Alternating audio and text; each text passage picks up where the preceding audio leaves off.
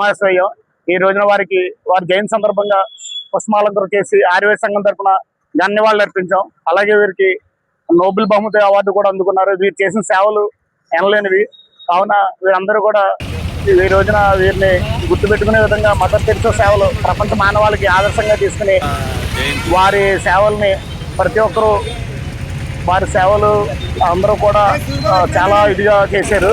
కావున ఇక్కడికి వచ్చిన ఆర్యవేద సంఘం సోదరులందరూ కూడా ధన్యవాదాలు తెలియజేసుకుంటున్నాం. ప్రింట్ అండ్ ఎలక్ట్రానిక్ మీడియా వారికి కూడా ధన్యవాదాలు తెలియజేసుకుంటున్నాం. కొవ్వూరు ఆర్యవేద సంఘం ఆధ్వర్యంలో మదర్ తెరిసా జయంతి వేడుకలు నిర్వహించడం జరిగింది. మానవ సేవ మాధవ సేవ అని నమ్మిన ఏకైక వ్యక్తి, ఆ రోజుల్లో అందరికీ ఆదర్శంగా ఉన్న వ్యక్తి ఎవరు ఉన్నారంటే మదర్ తెరిసా మాత్రమే. ఈ రోజు మన పెద్దలు అందరూ కూడా చెప్తా ఉంటారు, ఏమనంటే దైవం మానుష రూపేణ అంటారు. అంటే మనం నమ్మే దైవం ఎక్కడ ఉండదు, మన ఎదుటిగా ఉన్నటువంటి వ్యక్తిలోనే ఉంటుంది. సో అలాంటి పేద ప్రజలు, స్ట్రీట్ సైడ్ ఉన్నటువంటి ఇబ్బంది పడే వాళ్ళందరినీ కూడా ప్రతి ఒక్కరిని కూడా హక్కును చేసుకుని కొన్ని వందల వేల మంది జీవితాల్లో ఆవిడ కొన్ని రకాల జబ్బులున్నా సరే ఆవిడ హక్కును చేర్చుకుని వారికి సేవ చేయడం జరిగింది.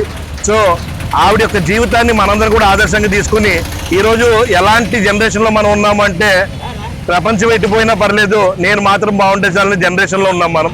బట్ కానీ మదర్ తెరిసా లాంటి వారి జీవితాలన్నీ కూడా ఏం చెప్తున్నాయో, మానవ సేవ మాధవ సేవ దైవం మానుష రూపేణ అంటే ఈరోజు మనం గుడికెళ్ళి ఎన్ని పూజలు చేసినా సరే మనకు దక్కే ఫలితం కంటే ఎదుటి వ్యక్తికి సాయం చేయడం వల్ల సమాజం బాగుండాలని కోరుకోవడం పట్ల జరుగుతుంది. కాబట్టి అలాంటి మహోన్నత వ్యక్తికి ఈరోజు భారత ప్రభుత్వం కూడా గుర్తించి ఎన్నెన్నో సేవా పురస్కారాలు కూడా ఇచ్చింది. సో మనం కూడా రానున్న రోజుల్లో ఆవిడని ఆదర్శంగా తీసుకుని సమాజానికి మరింత సేవ చేయాలని మనస్ఫూర్తిగా కోరుకుంటూ ఇక్కడ విచ్చేసినటువంటి ఆర్యవేద సంఘ ప్రముఖులకు, పాత్రికేయులకు ప్రతి ఒక్కరు కూడా నా హృదయపూర్వక ధన్యవాదాలు తెలియజేసుకోండి.